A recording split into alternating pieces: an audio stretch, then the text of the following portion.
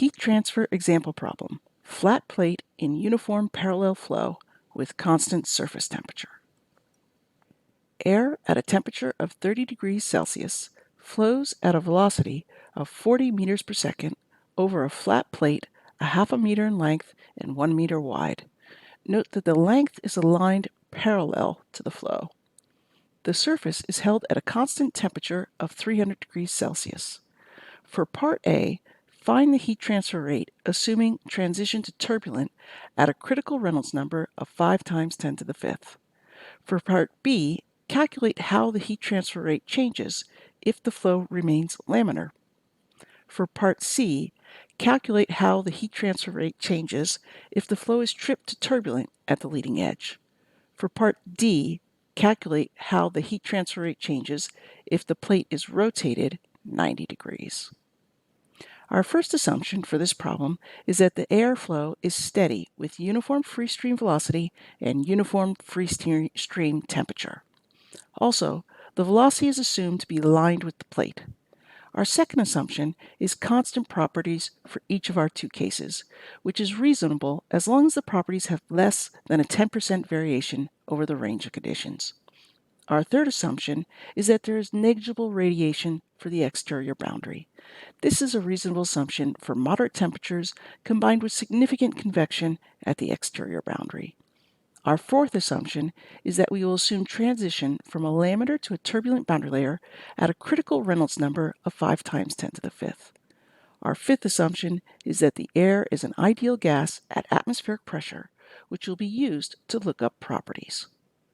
Before beginning, note that almost all of the problems we solve with convection for the rest of this class involve selecting Nusselt number correlations. Recall that the Nusselt number is a dimensionless form of the convection coefficient and is equal to the dimensionless temperature gradient at the wall. In order to select a correlation, we first need to specify our geometry. For this case, it is a flat plate in parallel flow. Second, we need to specify our surface boundary condition. For this case, it is constant surface temperature. Third, we need to specify the conditions for our flow as indicated. Finally, recall that correlations are curve fits to experimental data in dimensionless form that are developed under ideal conditions. However, they are typically used for real-life conditions. Thus, you should assume an accuracy of only about plus or minus 20%. This is adequate for many engineering-type calculations. For more complicated cases or more accurate results, you must use numerical techniques or experimental methods. For part A, to calculate the total heat transfer from the surface, we will use Newton's law of cooling in terms of the area averaged convection coefficient.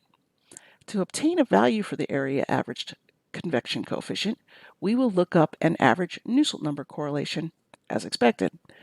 To determine the conditions for the correlation, we first need to look up properties. For boundary layer flows, most correlations use the film temperature, which is the average of the surface temperature and the bulk fluid temperature. Properties for this temperature at atmospheric pressure are shown that were obtained using the property database in EASE. You can also use an appendix in your textbook or an online database.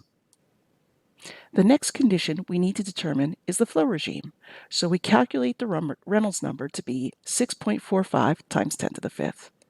Recall that the Reynolds number is the ratio of the inertia to viscous forces, and as the inertia forces overcome the viscous forces, the flow will transition to turbulent. For a flat plate boundary layer, this transition occurs at approximately 5 times 10 to the fifth. We see that for our case, we are just above this value, so the boundary layer will start out as laminar and transition to turbulent, which is called a mixed boundary layer.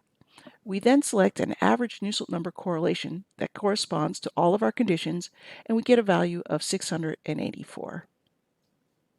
From the definition of the Nusselt number, we calculate a convection coefficient of 50 watts per meter squared Kelvin. From Newton's law of cooling, we calculate a total heat transfer rate of 6.7 kilowatts. For part B, we repeat the calculation for the total heat transfer, but assume the boundary layer remains laminar over the entire plate and select a correlation which comes from the Blasius solution combined with the modified Reynolds analogy. Substituting in, we get an average Nusselt number of 471. This corresponds to a convection coefficient of 34 watts per meter squared Kelvin and a heat transfer rate of 40.6 kilowatts. For part C, we repeat the calculation for the total heat transfer, but assume the boundary layer has been tripped to turbulent over the entire plate. Any kind of noise in the flow can cause this to happen, such as a rough leading edge, a rough surface, or a high free stream turbulence. The correlation chosen for this case comes from a semi-empirical approach combined with the modified Reynolds analogy. Substituting in, we get an average Nusselt number of 1,460.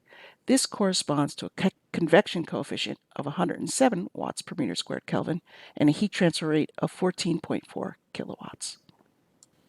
For part D, we repeat the calculation for the total heat transfer, but now assume that the plate has been turned 90 degrees such that the flow is now aligned with the width of the plate.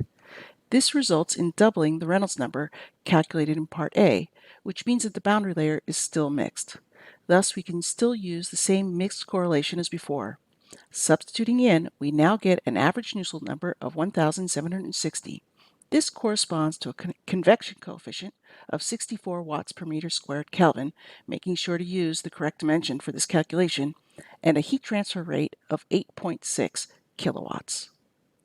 To discuss our results, we will look at a summary table that includes the calculated convection coefficients and heat transfer rates, not quite in the order in which they were calculated. First, consider just cases A, B, and C, where the flow remains aligned with the length of the plate. As expected, the heat transfer rate is lowest if the boundary layer remains laminar and is highest if it is turbulent over the entire plate. This is due to the turbulent mixing, which moves cooler fluid closer to the hot plate.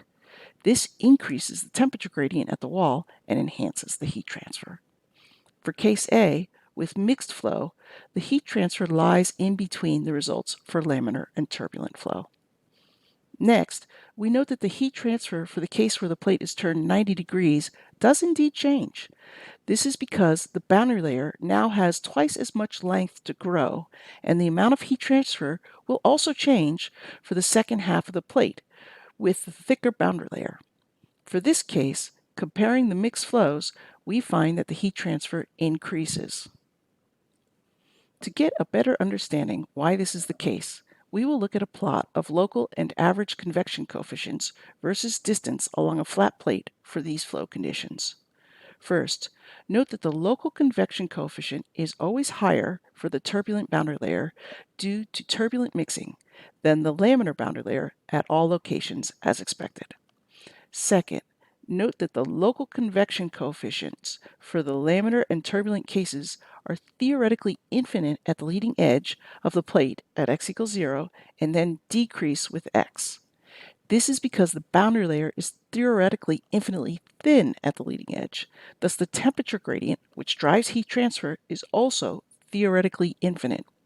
As the boundary layer grows, the temperature gradient decreases and the heat transfer coefficient decreases consistently as long as it stays all laminar or all turbulent. For the mixed flow, we model the local convection coefficient by assuming it jumps from the laminar curve to the turbulent curve at the transition length, which for this case corresponds to about 0.4 meters. Recall, to get an average convection coefficient for a two-dimensional boundary layer, the local coefficient is integrated over a length and then divided by that length. The result for the mixed boundary layer is shown. Initially, as x increases, the flow remains laminar. The average value is higher than the local because it includes an average of all the higher values that occurred upstream. Also, note that the magnitude consistently decreases with x, again because of the boundary layer growth. Thus, if the flow had remained laminar for part D, the answer would have been lower than the answer for part B.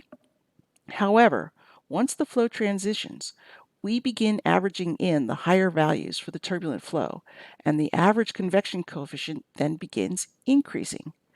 Because we went from a half a meter to 1 meter length, this problem corresponds to this region of the curve, and the average convection coefficient increased.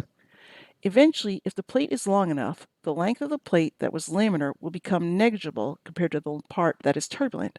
The curve will then follow the one for the average coefficient for a turbulent flow, and then once again decrease with x.